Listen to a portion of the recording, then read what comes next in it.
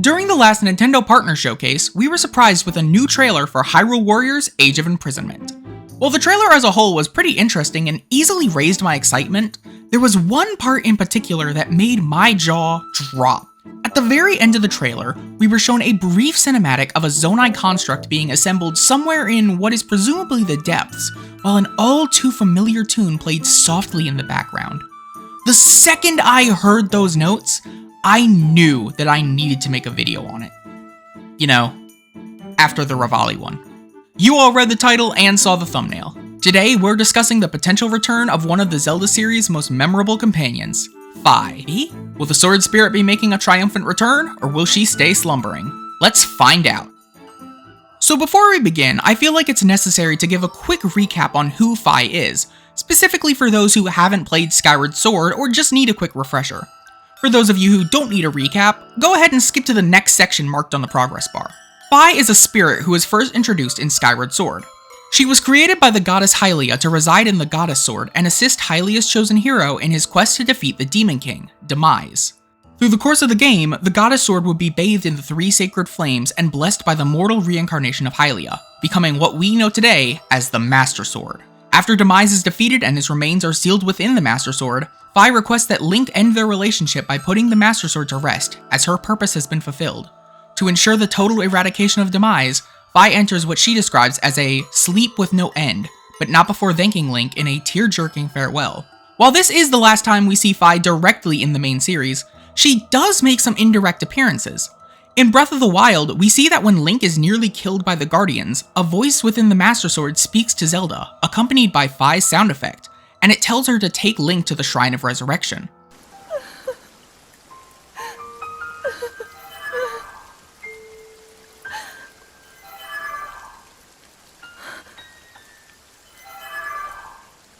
The sword. So he can still be saved? In Tears of the Kingdom, Fi once again indicates her presence to both Link and Zelda, as her sound effect plays when Link sends the Master Sword back in time.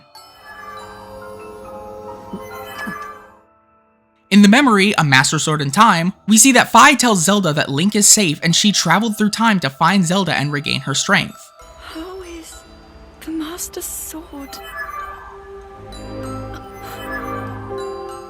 It's also worth noting that in Breath of the Wild, Zelda refers to the Master Sword as it on several occasions. The Master Sword. I heard it speak to me. But in the final memory of Tears of the Kingdom, Zelda now refers to the sword as she. She is the key to destroying the Demon King. It's incredibly subtle, and I doubt many people noticed it, but it shows us that Zelda has come to view the Master Sword as more than just a weapon.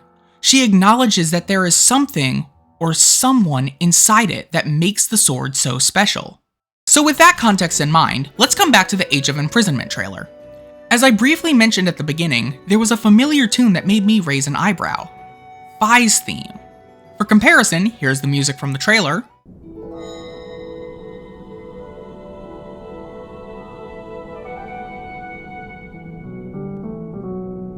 And here's Fi's theme.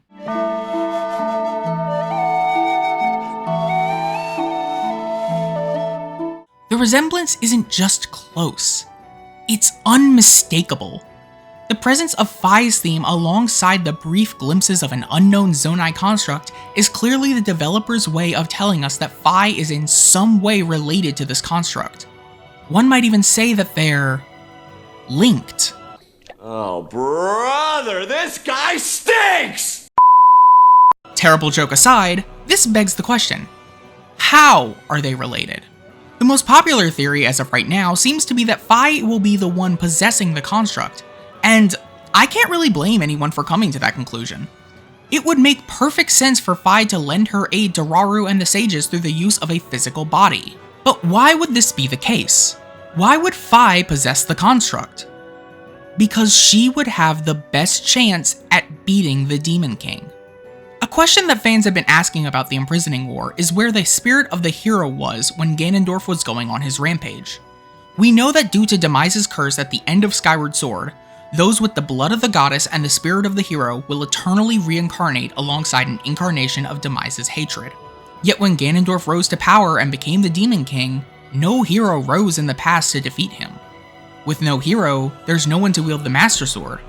And with no one to wield the Master Sword, there's no way to beat Ganondorf. I think. Look, I wanted to fact check myself before I wrote that line, and that led me down a whole rabbit hole where now I'm not even sure how necessary the Master Sword is at points, but that's a topic for a short or another video. My point here is that without a hero, I don't think it's possible to permanently deal with Ganondorf. We see this problem in Wind Waker. When Ganondorf broke free and began to rampage through Hyrule, no hero rose to challenge him, which led the goddesses directly intervening by flooding the world. And this brings us back to Fi. As the spirit of the Master Sword, Fi has been in the possession of multiple heroes. Being what is essentially an artificial intelligence, she has more than likely collected data on every single wielder of the sword. This would mean that she not only knows how those heroes fought, but she could replicate their techniques if given a proper body. This would then allow the players to indirectly play as Link. However, there's one glaring issue with this theory: timing. According to the memories, the broken Master Sword only arrives in the past after Rauru sacrifices himself to seal Ganondorf. This means that Fi would only be present after the imprisoning war has ended. Or would she? While this is speculative at best, I have no reason to believe that the Master Sword doesn't exist somewhere in Hyrule during Rauru's time.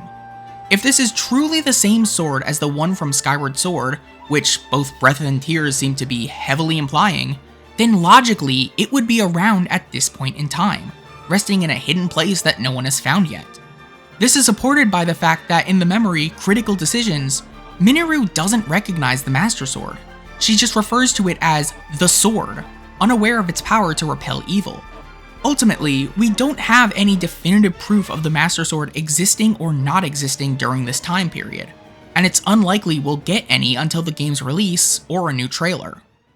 However, Fi isn't the only candidate for the identity of the construct. There's one other character who seemingly has some ties to it, and I'd be an idiot not to mention them. I'm of course talking about the Ancient Hero. The Ancient Hero is somebody who has been discussed countless times over the past few years. First appearing in Breath of the Wild, we're told that he was a wielder of the Master Sword who worked alongside the princess and the Sheikah to seal Calamity Ganon in the events of 10,000 years ago. It wouldn't be until Tears of the Kingdom when we were able to see what he truly looked like, and to say that no one expected him to look like this would be an understatement. So, how does the Ancient Hero relate to the construct? The moment the trailer dropped, other smarter Zelda tubers, most notably Zelda lore, noted that the construct bears a striking resemblance to the Ancient Hero. The arms, hands, and knee guards are all identical to the ones found on the Zonai armor set and the Ancient Hero's aspect. From what little we can see of the head, the face seems to have some white markings along the jawline, just like the Ancient Hero. And to hammer it home, the construct's feet have 4 digits instead of 5, just like the Ancient Hero. I'm literally getting paid to talk about robot feet. What the fuck is going on with my life? For some inexplicable reason, this construct heavily mirrors the design of the Ancient Hero, and that makes no sense. According to the timeline laid out in Masterworks, the official art book of Tears of the Kingdom, the Founding Era and the Imprisoning War take place thousands of years before the events of the Ancient Era. It should be impossible for the Ancient Hero to even exist during the Imprisoning War, right? Well, just like with Fi, there could be an explanation. Zelda lore noted how similar the construct's cave is to the Shrine of Resurrection. In fact, the shots of the construct are almost identical to the ones that were used to show Link waking up inside the Shrine of Resurrection. So, what if the Ancient Hero was put in stasis like Link was in Breath of the Wild? Zelda lore theorizes that the Ancient Hero is actually an early Zonai, a member of the species depicted by the strange statues in the depths. Masterworks notes how these statues could have been a primitive form of the Zonai, so that would explain why he looks so different from the Zonai we're familiar with. He may have been placed in stasis within a hidden chamber around the secret spring of revival in the depths after falling in battle sometime during the Zonai origin period.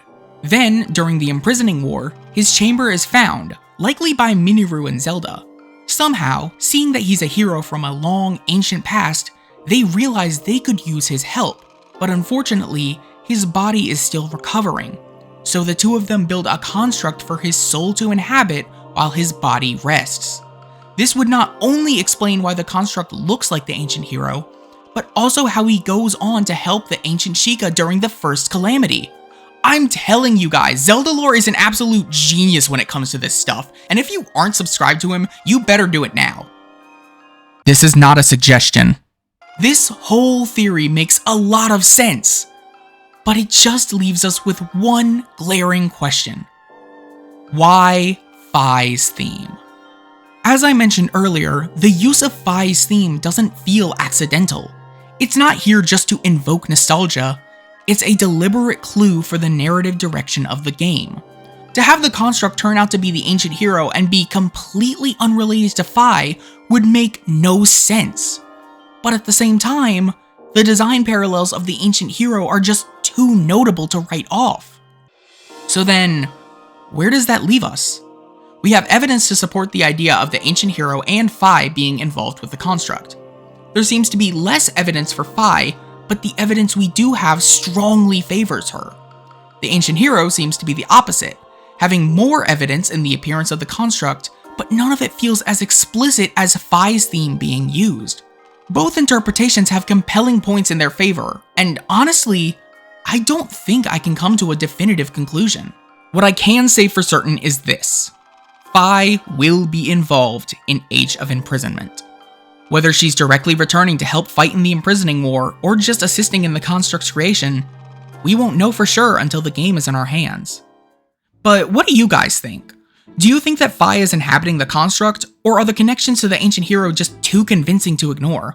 Be sure to leave your thoughts and theories down in the comments below. I'd love to discuss any potential ideas that I might have missed, because God knows I did, I'm a fucking dumbass. Anyway, I've been Linked Wolf, and I'll see you guys next time.